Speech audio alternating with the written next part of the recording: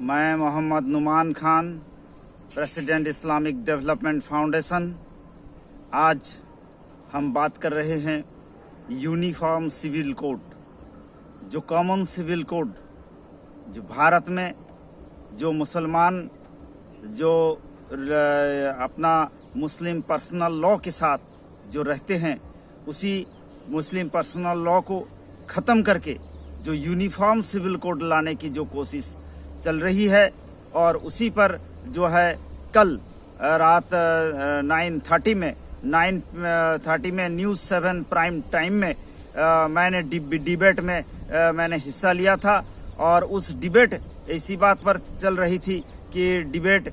जो है तकरीबन 9:10 में होता है, लेकिन गुजरात में जो तूफान लैंडफॉल कर रहा था, जिसके वजह से जो है डिबेट को थोड़ा कम वक्त करके 9:30 से वो डिबेट को आगे बढ़ाया गया 9 PM प्राइम टाइम न्यूज़ 7 में। और ये भुवनेश्वर से होता है, और हम बालेश्वर स्टूडियो से बैठ करके जो है लाइव में रहते हैं, वो ये लाइव प्रोग्राम हुआ है। और जितना भी मुद्दा हमने जो है लास्ट 1-1.5 साल के अंदर में बहुत सारे मुद्दा, ज्ञानवापी मस्जिद हो, और आपका ताजमहल का मुद्दा हो, PFI का अरेस्ट हो, और बहुत सारे मुद्दे लेकर हिंदुस्तान में जो नेशनल इश्यूज होते हैं, जिसमें मुस्लिम रिलेटेड इशू होते हैं, उस पर हम डिबेट में जाते हैं। ऐसे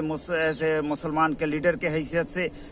इस्लामिक डेवलपमेंट फाउंडेशन के प्रेसिडेंट के हैसियत से हम जाते हैं, और मुसलमानों का पक्ष को रख के हम अपना जो है डिबेट में हिस्सा लेते हैं, अपनी बात रखते हैं और डिबेट करते हैं। और हमारे मुख्तलिफ गेस्ट होते हैं, कभी आपका director general of police, retired director general Sanjeev Marik, और कर्नल विशंबर दास, और इस तरह से आपका श्री राम दास, और जितने रिपोर्टर्स होते हैं, बहुत सारे वकील होते हैं, बहुत फेमस लोग होते हैं, तरह तरह के लोग जो है रिनाउंड पर्सन्स जो है हमारे साथ डिबेट करते हैं, और हम डिबेट में शामिल होते हैं। तो कल रात को जो डिबेट हुआ था कि यूनिफॉर्म सिविल कोड, जो अभी जो लॉ कमीशन ने एक सर्वे के लिए दिया है, कि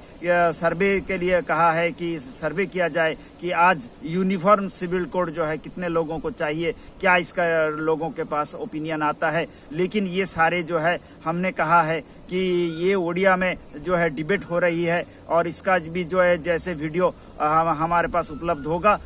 उसका भी हम आपको पोस्ट कर देंगे। लेकिन हम उर्दू में इस पर हम हिंदी में आप बयान करना चाहते हैं कि फेसबुक, व्हाट्सएप और दिगर जो है इसके ज़रिए से ये हमारी पोस्ट जो है जाती है, हमारे वीडियो जाता है। तो इसीलिए हम इसी चीज़ को हुबहू बयान करते हैं, और उस मुद्दे पर हम बात करते हैं,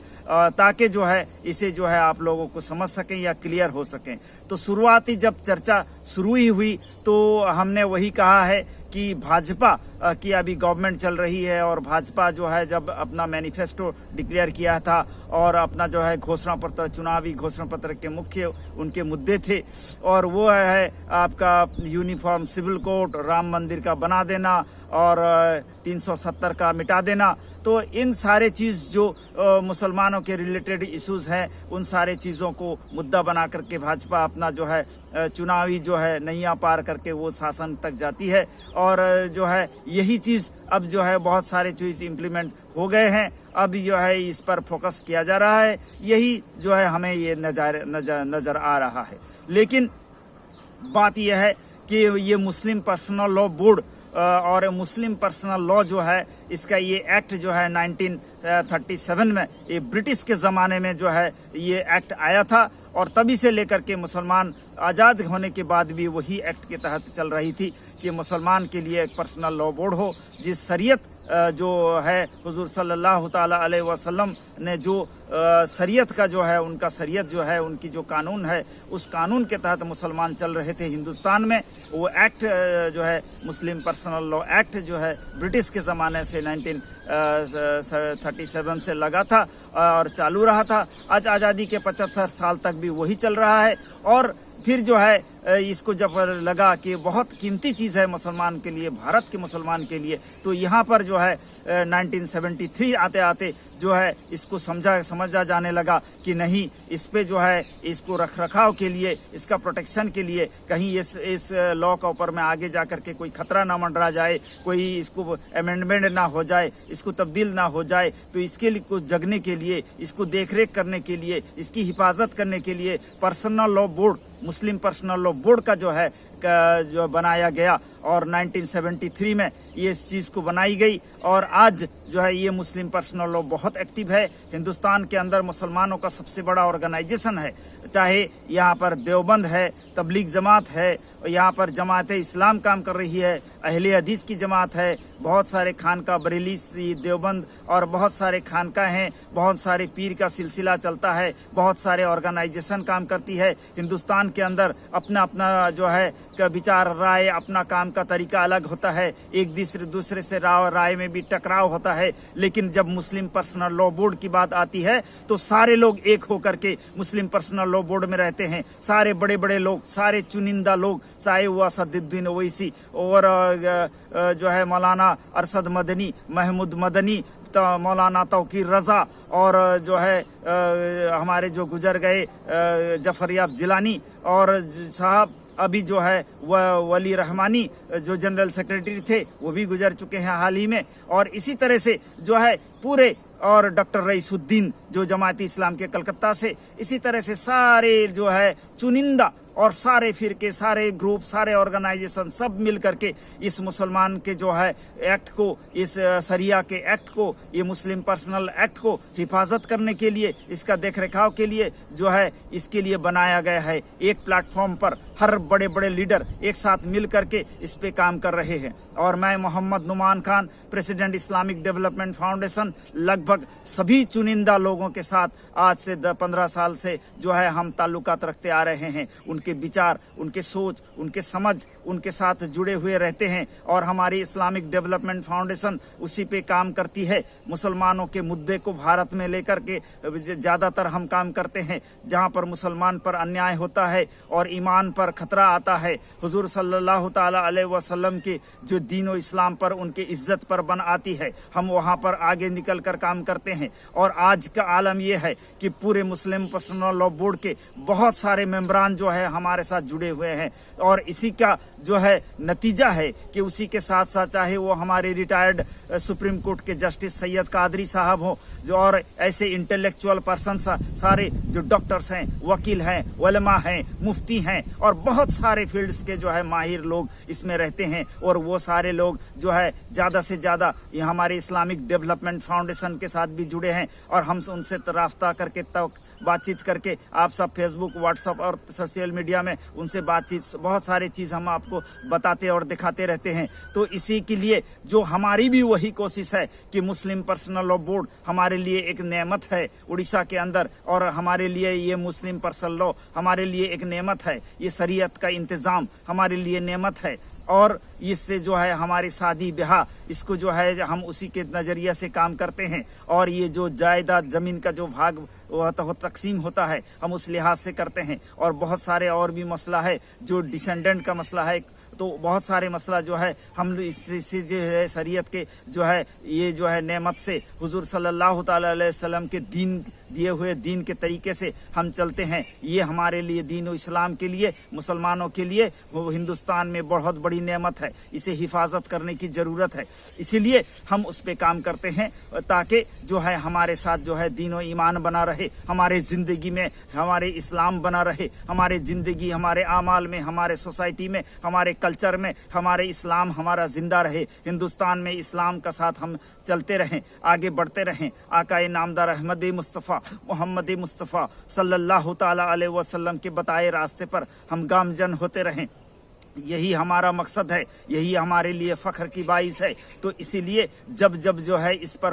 पर उंगलियां उठाई जाती है और जो है जब जब इस पर हमला होता है, हम उस पर डट कर खड़ा होते हैं। तो इसीलिए आज फिर से जो है वही मुद्दा आया है और टेलीविज़न में जा कर के न्यूज़ 7 में हम इसी डिबेट पर करते हैं। तो बात असल में ये है कि वो उड़िया में जो है डिबेट होती है, भुवनेश्वर में डिबेट होती है लॉ, लेकिन सवाल ये है कि जो है जितने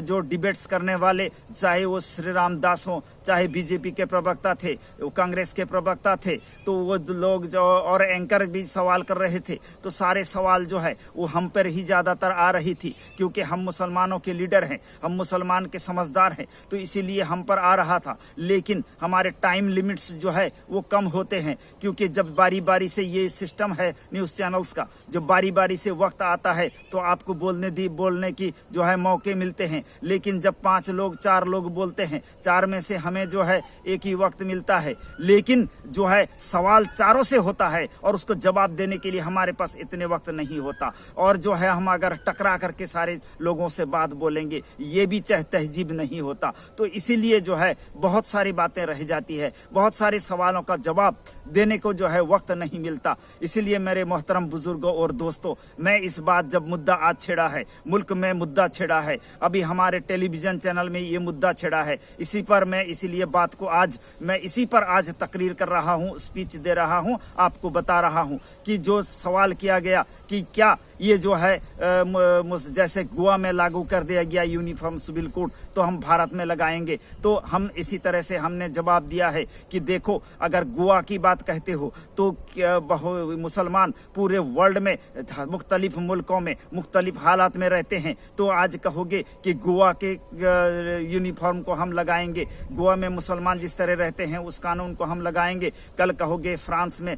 स्पेन में, और जो है इटाली में, अमेरिका में, चाइना में, तरह तरह के वियतनाम में, तरह तरह के मुल्कों का मसाल लेकर के आके कहोगे हम इसको हिंदुस्तान में मुसलमान पर आजमाएंगे, मुसलमान को ऐसे चलना होगा, सारे चुन कर लाओगे। तो यही मैंने उनका जवाब दिया, तो खामोश रहे। लेकिन उन्होंने सवाल किया कि क्या क्रिमिनल का जो लॉ है, क्रिमिनल क्या तुम करोगे? तो क्रिमिनल में मुसलमानों की हाथ काटी जाती है, क्या तुम वो क्रिमिनल लॉ का भी डिमांड करोगे कि तो क्रिमिनल लॉ करके हिंदुस्तान में हाथ काटने की लॉ का डिमांड करोगे? तो मैंने जवाब में कहा सऊदी अरब को देखो, सऊदी अरब में जो है हाथ काटी जाती है और नतीजा क्या है कि नतीजा ये है कि वहाँ पर चोरी नहीं पाई जाती, बाजार खुले पड़े हैं, लोगों को चोरी का फिक्र नहीं है, लोग वहाँ पर चोर नहीं है, सारा बाजार खुला पड़ा हुआ है, दुकान में दुकानी है भी तो बिक्री हो रहा है, नहीं भी तो सेल हो रहा है। तो माहौल क्या हुआ है? देश तरक्की कर रहा है, इस्लाम का कानून लगाया है। अपन मुल्क को देखो, सऊदी अरब देखो, कतर, ओमान, दुबई, कुवैत, बहुत सारे ऐसे मुल्क देखो, तरक्कियात की कैसी चोटी पर चल रहा है, इस्लाम का कानून को लगा रहा है, उसके फायदा हो रहे हैं, मॉडर्न वर्ल्ड में कैसे तरक्की कर रहा है। क्योंकि अगर हमारे मुल्क में देखोगे तो चोर में हम जो है परेशान हो जाते हैं, दफ्तर में चोरी, और जो है हर चीज में, दफ्तर में भी चोरी होती है, भ्रष्टाचार में होता है, जमाने में मार्केट में चोरी, घरों में चोरी, दिन को चोरी, रात को चोरी, पुलिस जग रहा है, सिस्टम जग रहा है, और जो है करोड़ों रुपया इसमें खर्च हो रहा है, और कानून के ऊपर कानून बन रहे हैं, धारा के ऊपर धारा लगाए जा रहे हैं, लेकिन चोरी बंद नहीं हो रही है। देश चोरी में फंसा हुआ है, भ्रष्टाचारों में फंसा हुआ है, गलत कामों पर फंसा हुआ है, देश की तरक्की रुक रही है। अगर कुछ लोगों के हाथ काट देने से अगर पूरा देश में जो है भ्रष्टाचार खत्म हो जाएगा, चोरी खत्म हो जाएगी, तो ये देश जो है मिसाइल की तरह तेजी से आसमान पर तरक्की की बुलंदी पर चला जाएगा। ये आप मिसाल आप जो है पड़ोसी मुल्क सऊदी अरब, ईरान, तुर्की, सऊदी अरब, आप जो है जिन सारे मुल्क के मैंने नाम लिया, ओमान, कतार, कुवैत, सऊदी अरब, इन सारे दुबई, इन सारी चीज़ों देश मुल्क को देखिए। तो इसलिए मैं कहना चाहता हूँ, जो है इस्लाम के जो कानून है, हुजूर सल्लल्लाहु ताला अलैहि वसल्लम जो कानून अता किया है, उस कानून को लेकर के किस तरह से मुल्क तरक्की कर रही है, मुसलमान मुल्क जो है किस ज़माने में जी रहा है, और आज हमारे मुल्क में हम किस ज़माने में जी रहे हैं, हमारे पास जो है क्या संसाधन की कमी है, ये देश इतना बड़ा देश में हम किस चीज़ की कमी है, ना हमारे पास आयरन ओर नहीं है, ना हमारे खनिज नहीं है, ना हमारे हरे भरे देश मुल्क नहीं है। इतना बेहतरीन जो है सोने का चिड़िया ये भारत है। इस सोने का चिड़िया, इसमें जो है कितना हरा भरा है, कितना दरख्त है, कितना गाछ है, कितने तरह के जो है खनिज है, कितना संपद है। इसके बावजूद भी है हम उसके यूटिलाइज नहीं कर सकते। चोरी में, भ्रष्टाचारी में, गलत आदत में, गलत चीज़ों में हम जो है फंस करके इस देश जो है गर्क हो जाता है। तो मेरे मोहतरम बुजुर्गों और दोस्तों, यूनिफॉर्म सिविल कोड लगाने से, मुसलमान के कानून को ख़त्म करने से जो है इस देश का जो है फ़ायदा होने वाला नहीं है। मुसलमान को हैरान परेशान करने से, सताने से इस देश का फ़ायदा होने वाला नहीं है। ये सेकुलर मुल्क है, ये आज़ाद मुल्क है। इसमें जो है हर धर्म का जो है अपना अधिकार के साथ जीने का हक है। और यही Islamic Development Foundation Mohammad Numan Khan का यही कोशिश है। और लगातार हम जो है इस्लामिक डेवलपमेंट फाउंडेशन के जरिए हम इस कोशिश को जारी रखेंगे।